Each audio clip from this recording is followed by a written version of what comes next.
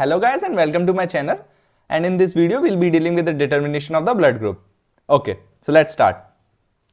So the principle in determining the blood group is the presence or the absence of the clumping or the hemolysis or the agglutination which we call of the red blood cell, which occur due to the result of the antigen antibody reaction. We have the ABO system and we have the RH system. ठीक है. So according to ABO blood grouping, we have A blood group, B blood group, AB blood group and O blood group, and RH could be RH positive or it could be RH negative. Okay, so according to this, we have here we have the group A, B, AB and O. Okay, so in A, if a person has A blood group, then it has A antigen but anti-B antibodies in their plasma. Okay, if the person have B blood group, then it has B antigen and anti-A antibody in their plasma and B antigen in the RBCs. Okay, if the person has AB blood group, then it has AB antigen and none of the antibody in the plasma, and if a person has a O blood group, then it has anti-A and anti-B antibodies in their plasma but none of the antigen.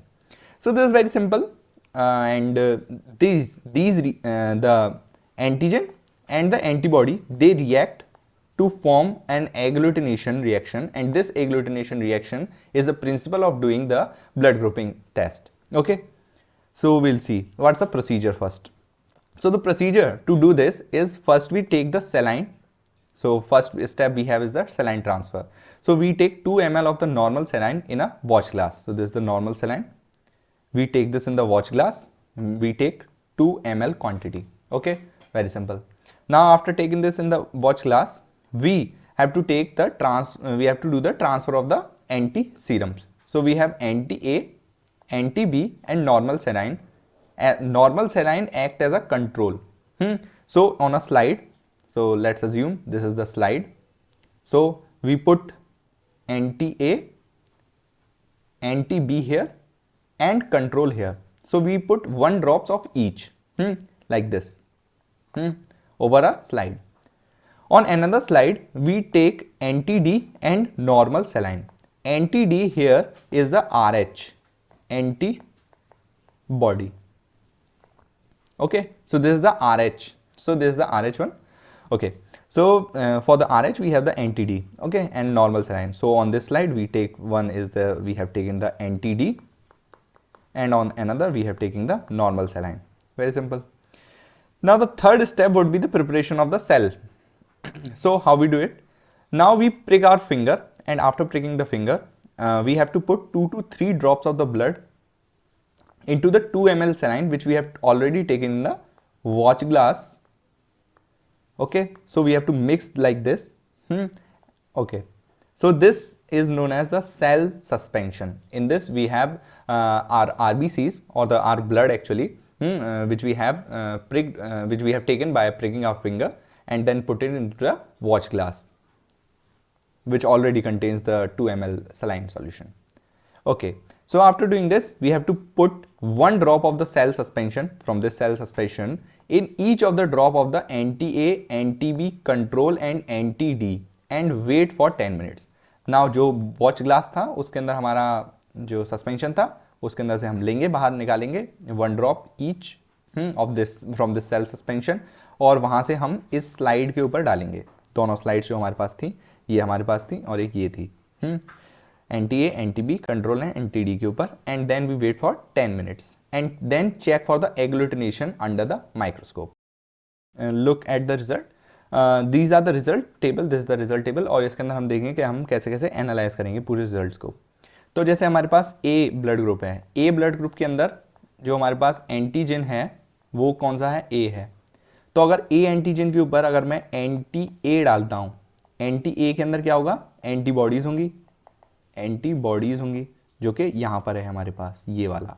Okay, तो जब ये antibodies A इस A antigen के साथ react करेंगी तो यहाँ क्या होगा? यहाँ पर होगा हमारा एग्लूटिनेशन रिएक्शन होगी. ठीक है. सिमिलरली अगर कोई पर्सन है जो कि B ब्लड ग्रुप का है तो उसके अंदर एंटीजन होगा कौन सा? B, और वहाँ पर अगर मैं एंटी बी डालूंगा तो उसके अंदर क्या होंगे, एंटीबॉडीज होंगे। ये एंटीबॉडीज इस एंटीजन के साथ रिएक्ट करेंगे और यहाँ पर भी क्या होगा हमारे पास, ए एग्लूटिनेशन। सिमिलर थिंग जो अब हम इसके अंदर एनालाइज करेंगे तो हम देखेंगे कि अगर मैं ए ब्लड ग्रुप के ऊपर देखूं तो जो ए पॉजिटिव है, ये वाला ए पॉजिटिव है, तो ए पॉजिटिव में यहाँ हमें एग्लूटिनेशन देखने को मिली है, लेकिन एंटी ए के साथ, लेकिन एंटी बी के साथ कोई एग्लूटिनेशन नहीं देखने को मिली है। अब आर एच के साथ क्या सीन है, अगर आर एच पॉजिटिव है पर्सन तो वो हमारे पास एंटी डी के साथ रिएक्शन देगा, पॉजिटिव रिएक्शन देगा, ठीक है, एग्लूटिनेशन देगा यहाँ पर वो, ठीक है। और अगर आर एच नेगेटिव है वो पर्सन तो वो एग्लूटिनेशन नहीं देगा। जैसे कि ए पॉजिटिव है तो यहाँ एग्लूटिनेशन है, लेकिन अगर ए नेगेटिव है तो यहाँ कोई एग्लूटिनेशन नहीं है। This is how we do it. Similarly we do it for the O, like O positive है तो आर एच के साथ तो रिएक्शन देगा, और ओ ब्लड ग्रुप है तो ओ ब्लड ग्रुप के अंदर हमारे पास दोनों एंटीजेंस जो होते हैं वो एब्सेंट होते हैं, तो इसी वजह से किसी भी एंटी बॉडी के साथ हमारा कोई भी रिएक्शन नहीं हुआ है। Very simple. Okay, so what is agglutination, how we see under the microscope? This is the agglutination, this is the picture of agglutination, and this is the Rolex formation. Don't confuse with the Rolex formation and the agglutination. Now let's come to the viva questions. Viva questions के अंदर हमारे पास first है what is the Landsteiner law and how we applied on the blood groups. So Landsteiner law हमारे पास ये कहता है कि if an agglutinogen is present on the RBC of an individual, the corresponding agglutinins must be absent in the plasma. Like हमारे पास है A blood group, तो A blood group के अंदर A antigen है, तो it is saying that if the agglutinogen is present or the antigen is present, then the corresponding agglutinin. So इस blood के अंदर हमारे पास A antibodies जो होंगे वो नहीं होते, ऑब्वियसली नहीं होते क्योंकि B antibodies होते हैं। और दूसरा इसका स्टेटमेंट है कि if an agglutinogen is absent in the red cell, the corresponding agglutinin must be present in the plasma. The same thing, vice versa thing. Okay, this is the first question. The next question is what is a cold and warm antibodies. तो cold and warm antibodies हमारे पास actually देखे हैं तो हमारे पास cold antibodies ABO system होता है, और वार्म एंटीबॉडीज जो होती हैं वो हमारे पास RS सिस्टम होता है। Why they are called as cold and warm? Because जो हमारे पास ABO system है, they react best with the antigen at low temperatures, whereas RS system जो है they react best at the body temperature or higher temperature. Okay, and also RH system जो होते हैं they can cross placenta, whereas ABO system cannot cross the placenta. Okay, next question is what is the importance of using a control? Why we use control? Control is nothing, control is just the normal saline RBC solution. But why we use it? We use it to check for any false positive or false negative reactions or result which we get. Okay, so discard that thing for any kind of the false positive or false negative result. We use the control. The next is the zone phenomenon. What is the zone phenomenon? For agglutination to occur, the concentration of agglutinogen and agglutinin must be about the same, and this is known as a zone phenomenon. ऐसा नहीं है कि आपके पास agglutinogen बहुत ज़्यादा है और agglutinin बहुत कम है। अगर ऐसा हुआ तो बहुत अच्छे से रिएक्शन नहीं हो पाती है। So the concentration of both of these must be same, about to same. Okay, this is the fourth question.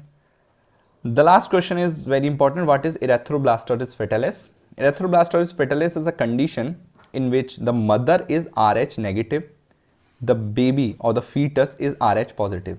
Under such condition, during the time of first pregnancy, this is the first pregnancy, there is nothing. But at the time of the delivery of this first baby, some amount of the maternal blood and the blood of the fetus get mixed up. And due to this mixing of the blood, we have some of the anti-Rh antibodies develop inside the mother. So during the time of the second pregnancy, we have the another fetus which is Rh positive. Then the anti-Rh antibodies produced inside the mother would act on this fetus, and during the time of this second pregnancy of the fetus would face many problems like severe hemolysis. Severe hemolysis can be faced by this. Also jaundice can be faced by this. Okay, so this condition is known as erythroblastosis fetalis. Okay, so here we end our lecture. Thanks for watching, and please do subscribe to my channel and like this video. Thank you.